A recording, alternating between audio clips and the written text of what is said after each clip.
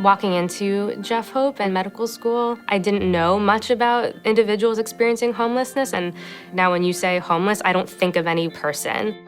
Homelessness doesn't look like any one particular thing. JeffHOPE is a group of student-run free medical clinics that operates under the guidance of Jefferson's Department of Family and Community Medicine. And our goal is to provide acute medical care when it's appropriate, but more importantly, to get folks hooked into doctor's offices, health insurance, and other social resources in the city that are better equipped to care for them long-term than we are. This was the early 90s, and street homelessness was increasing in Philadelphia and was prevalent and visible right around our campus. And a few students said, I'm walking out of the dorm and I'm tripping over people. What the heck can we do about that? So we ended up working with the Project Home and Sister Mary Scullion, who invited us to join her in West Philly, where she had befriended a group of veterans. She said, they're in pretty bad shape and I don't know what to do about that. Can you help us out? We got everything ready, we had our stethoscopes, we had charts made up and forms, and we waited and waited and waited, and no one came.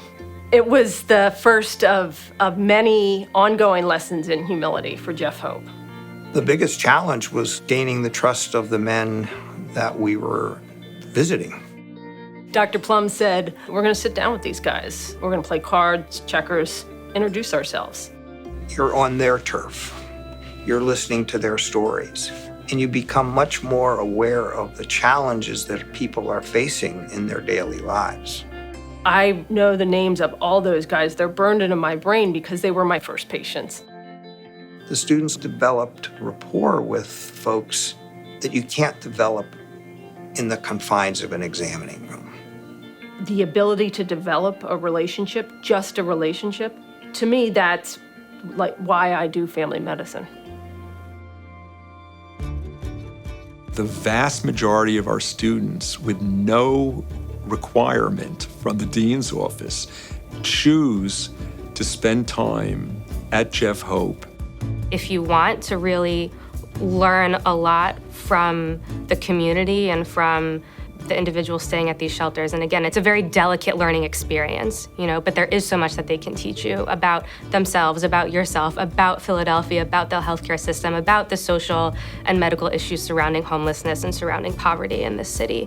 What are the human traits that we need to cultivate in our medical students so they be the kinds of physicians that function at the highest humane level? I know of no better way than taking students out of the comfort zones of the walls of our institution and putting them into our communities.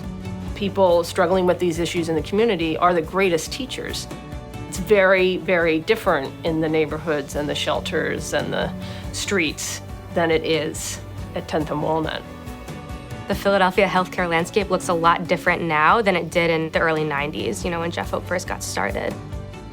The students are recognizing that the system is more open to the challenges, but still has a ways to go.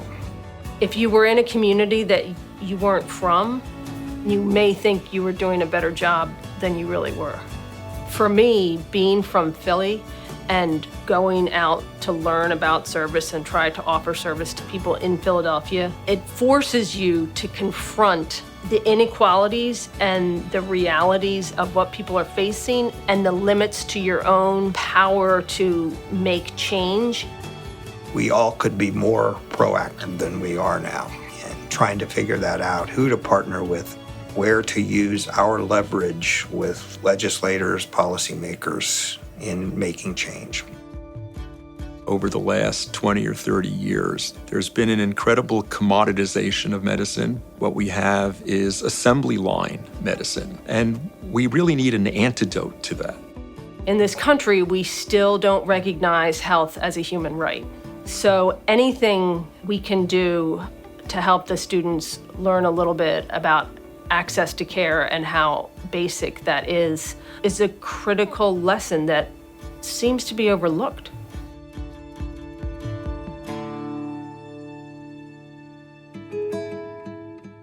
There's a social science to medicine that I think JeffHOPE has allowed folks to experience. It makes me want to understand people better and get to a mutual understanding that I think is going to help me treat them better as their physician. Bright kids, generous kids, service-minded kids have basically a morality or a moral obligation to make things better. And that's what we're trying to do. Without Jeff Hope, I think the institution would lose part of its soul. On the occasion of this 25th anniversary, Jeff Hope, a really big thank you to the founders of Jeff Hope, who had the drive, the creativity, and the incredible commitment over so many years to turn it into what it has become. I'd like to thank the men of the St. Columbus Safe Haven who were generous enough to become our first patients at Jeff Hope, who were wise enough to share their life experiences with us and help us learn what it truly meant to try and help someone in health and healing. I'd like to thank the hundreds of residents and faculty who have volunteered their time to go out on evenings and Saturdays to mentor students, help them take the best care of people that they can.